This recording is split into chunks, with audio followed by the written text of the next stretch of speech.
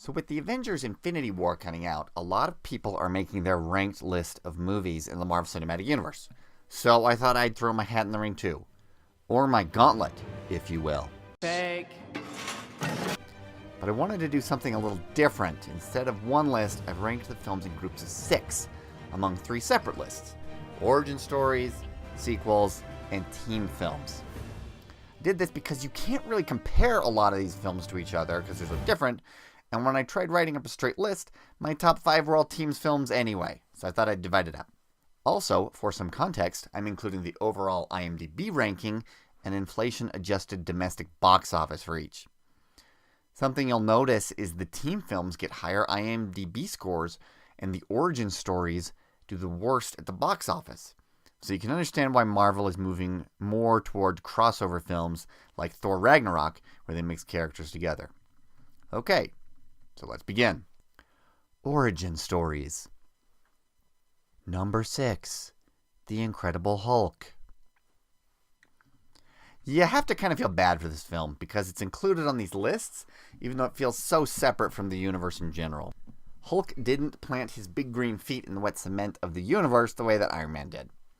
I do actually think Ed Norton is a better Bruce Banner than Mark Ruffalo, which is something I really like about this. But Ruffalo seems like a much nicer guy, while Norton has a horrible reputation of being bad to work with. So you can understand why with these huge films of 10 or more stars, that they'd go with somebody who's a better team player. Still, decent film. Number 5, Doctor Strange. Okay, I'm going to bug a lot of people for not putting Doctor Strange higher. Since Benedict Cumberbatch is really good in the role, the effects are really thrilling and kind of psychedelic, and the supporting cast has no weak links. Also, the movie does a great job of feeling like it's in the Marvel Universe while also feeling like it's a new, different part of that universe. I ranked this one lower because I had wanted them to do something more creative than the straight origin story they did. I thought this would have been particularly important because Strange's origin story is basically identical to Iron Man's. Instead of that, then, make this the origin story of Mordo, who's trying to become a wizard because he wants revenge on Le Chiffre, and then goes too far and becomes bad. I think that would have been a lot more interesting. Number 4, Thor. So most of these superhero movies are about a normal man learning to become a great man, but here we see an inversion where it's a great man instead learning to become normal. I love the humor, the chemistry between Portman and Hemsworth, and of course all the Dutch angles. The best part of Thor, though, is that the climax isn't a huge laser threatening to destroy the world. The only thing at stake here is a small town in New Mexico, which Thor is willing to sacrifice his life for because he's learned the value of humility. Good lesson. Number 3, Captain America, The First Avenger. The First Avenger film had several unenviable tasks. 1, make U.S. audiences care about a guy who hadn't been relevant for 70 years. 2, do the same for international audiences. 3, make a World War II movie compelling to people who'd seen Saving Private Ryan. 4, set up the Avengers. And 5, make an interesting standalone movie with a good story in its own right.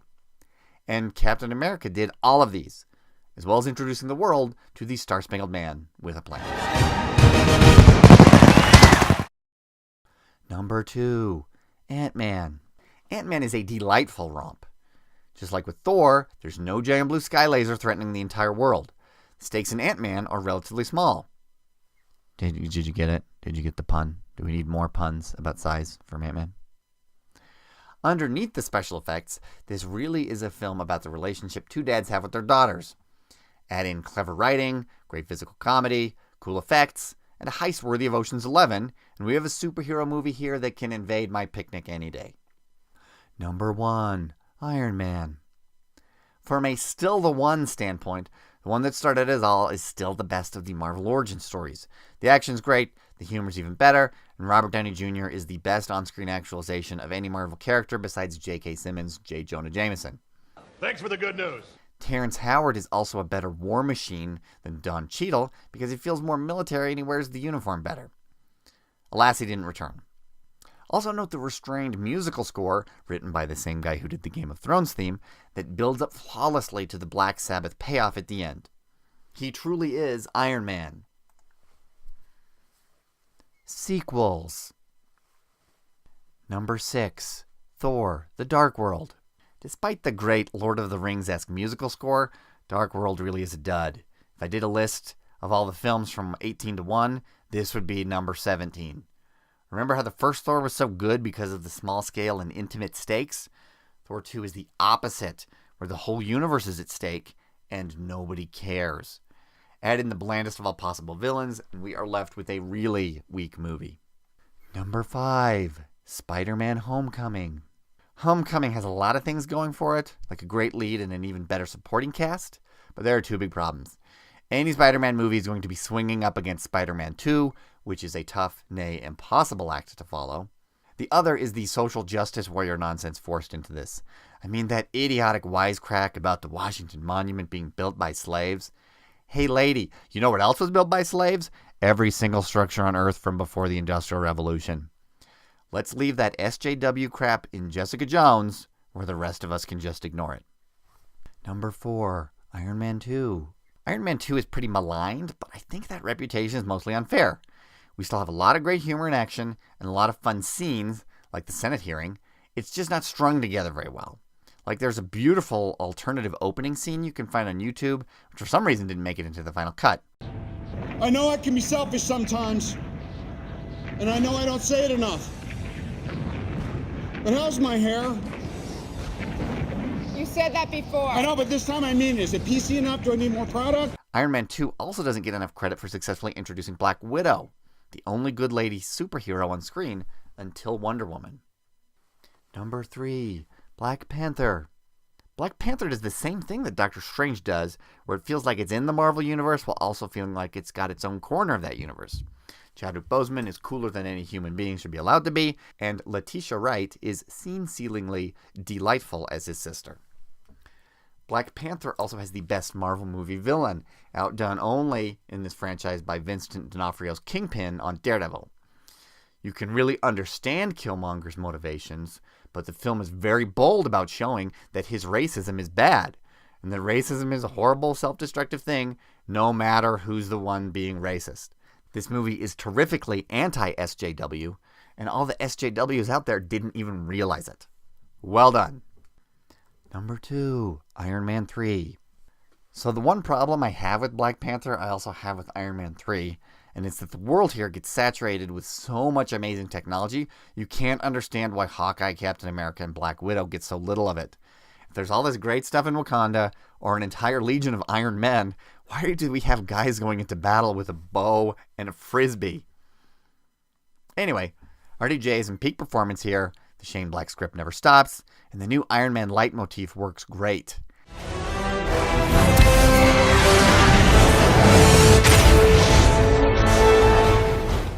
I think they needed to come up with something like that so they didn't have to pay AC/DC every time the character appears on screen. The intro and closing monologues also work much better than that kind of thing normally does in these films. Well done. Number 1, Thor Ragnarok. My sequel films list started with the boring Thor the Dark World, but end with the amazing Thor Ragnarok. While Chris Hemsworth's Thor has mainly just been big and handsome, in this one he actually becomes interesting. This also might be the funniest of these scripts written by someone who's not Joss Whedon. The sets are perfectly Jack Kirby-esque, and the soundtrack is by Devo. Seriously, I was on a flight recently and I watched this movie twice. It is beautiful. Team films.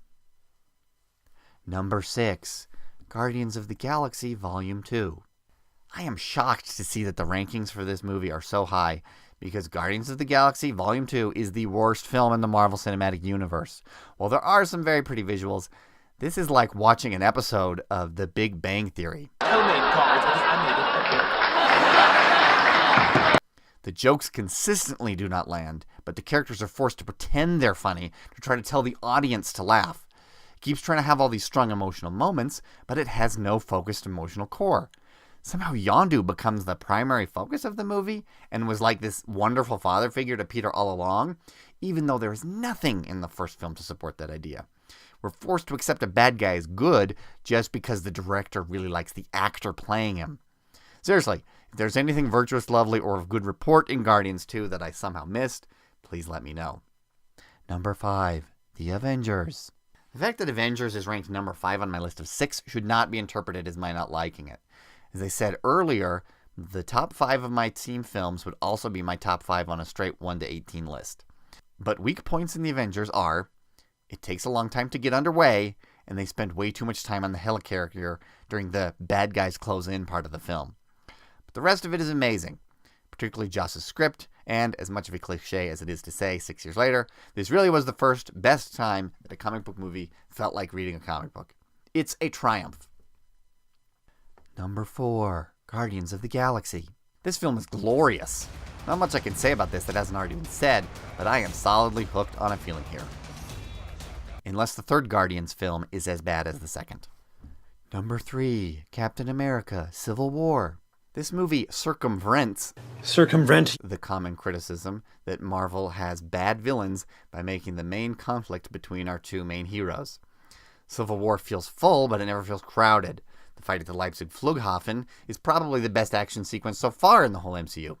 All that, and it introduces Black Panther and Spider-Man so well, the two didn't even need their own origin stories. Excelsior! Number 2, Captain America, The Winter Soldier. This movie made Captain America cooler than he had ever been before, ever.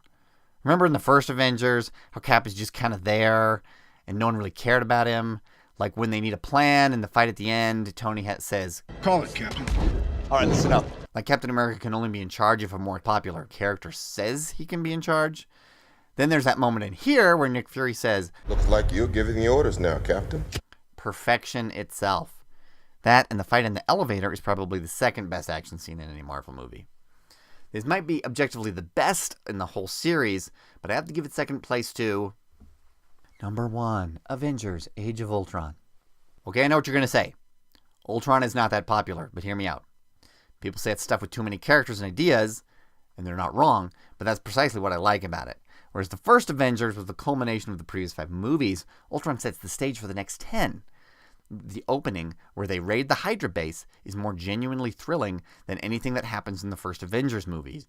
The script is the most quotable of any of these. James Spader is the bleeping Lizard King. I'm the Lizard King.